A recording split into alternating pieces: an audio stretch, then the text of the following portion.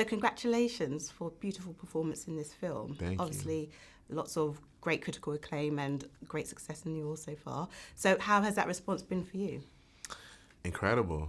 I mean, phenomenal. I don't think you ever, make art from a place where, you want or expect all these awards or accolades, but, to get the recognition that this film has gotten, it's kind of unreal, and it's helped people see this film, more and more, so I'm grateful for that. The chemistry between you and Kiki and sort of leading the film is really quite special. Thank you. So how did you cultivate that? Had you met before? What was it like meeting her for the first time? No, we hadn't met before. I met Kiki maybe once or twice before we actually started filming.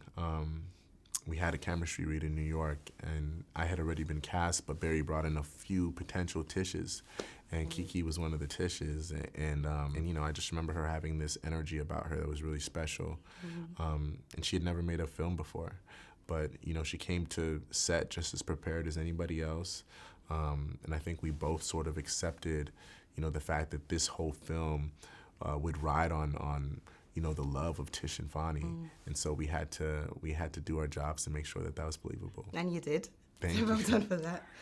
One moment that really stood out for me was the scene between Fonny and Daniel at the table when that sort of mask of masculinity, or what we see as masculinity, has sort of dropped. Yeah. What was that moment like for you, just filming that? It was incredible.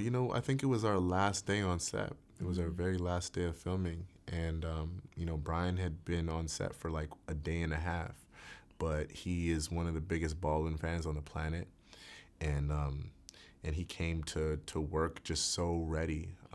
And I just remember, Barry had sort of started this traditional coverage of covering my part of the scene and then covering his part of the scene. And then there was something about the energy between us that he said, I'm not going to film it this way anymore. And so he takes out one camera and he just uses the other camera and pans back and forth from me to Brian.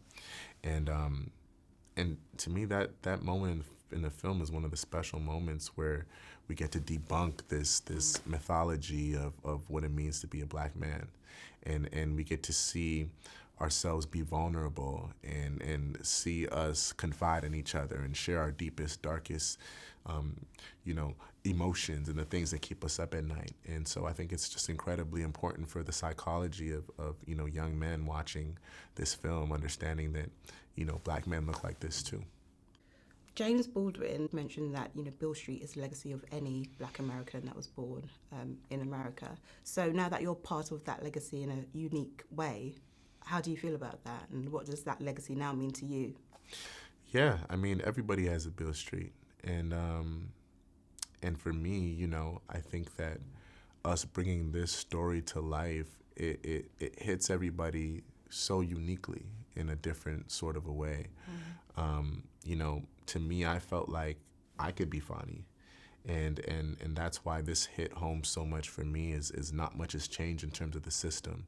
And it just felt important to be able to bring a story like this to life, in a visual way so people can see it and understand the humanity behind these young people. Yeah. So I think that's why it was important. Oh, brilliant. So what's next up for you? What can we look forward to seeing? Well, I just wrapped a film called 17 Bridges. It's an action crime thriller, much different than Beale Street, with Chadwick Boseman and J.K. Simmons. A lot of really cool people, so looking forward to that coming out. Oh, brilliant. Thank you for talking with us. Thank you. Appreciate it.